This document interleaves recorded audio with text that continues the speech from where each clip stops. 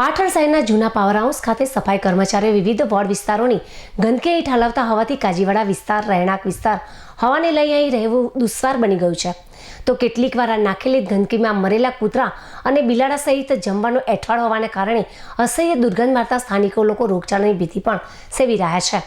ત્યારે અનેકવાર પાટણ નગરપાલિકામાં લેખિત અને મૌખિક રજૂઆત કરવા છતાં પણ આજ દિન સુધી આ કચરાના સ્ટેન્ડનો કોઈ જ નિરાકરણ ન આવતા આજે ફરી એકવાર છેલ્લા 15 દિવસથી પડેલી ગંદકીની તીવ્ર વાસ કાજીવાડા વિસ્તારમાં પ્રસરતા સ્થાનિક લોકો ત્રાહિમામ પોકારી ઉઠ્યા હતા.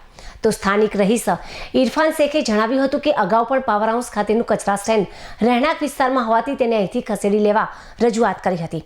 ત્યારે પાલિકા દ્વારા કચરા સ્ટેન્ડને કાયમી ધોરણે અહીંથી દૂર કરવાની માત્ર હૈયાધારણા જ આપી હતી, પરંતુ આજ દિન સુધી આ કચરા સ્ટેન્ડને અહીંથી ખસેડવામાં ન આવતા છેલ્લા 15 દિવસથી વિવિધ વોર્ડ વિસ્તારની ગંદકી જૂના પાવર હાઉસ પાસે એકત્રિત કર્યા બાદ પાલિકા દ્વારા લઈ જવામાં ન આવતા ફરી એકવાર આ વિસ્તારમાં અસહ્ય દુર્ગંધ મારતી હોવાથી સ્થાનિક લોકો રોગચાળાની ભીતિ સેવી રહ્યા છે. જો જૂના પાવર હાઉસ પાસેના કચરા સ્ટેન્ડને કાયમી ધોરણે હટાવવામાં નહીં આવે તો સ્થાનિક લોકોને સાથે રાખીને પાલિકામાં હલ્લાબોલ કરવાની પણ ચીમકી ઉચ્ચારી હતી. બાજુમાં આવેલી કચરા પેટી વારંવાર રજૂઆત કરવા છતાં નગરપાલિકામાં કચરો ઉપાડતી નથી.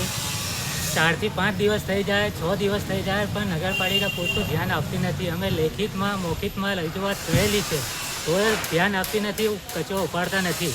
અમારી સમસ્યાનું ધ્યાન આપે, સમસ્યાનો ઉકેલ નહીં આવે તો આજુબાજુ વિસ્તારના રહીશોને સાથે રાખીને અમે નગરપાલિકામાં હલ્લાબોલ કરીશું. શું તકલીફ થાય છે કચરો નાખવાની? આજુબાજુ વિસ્તારમાં નાના બાળકો છે, મોટાઓ છે, ભૂવાસ બહુ મારે છે, રહેવાની તકલીફ પડે છે. બાજુમાં મસ્જિદ આવેલી છે, ભૂવાસ બહુ મારે છે.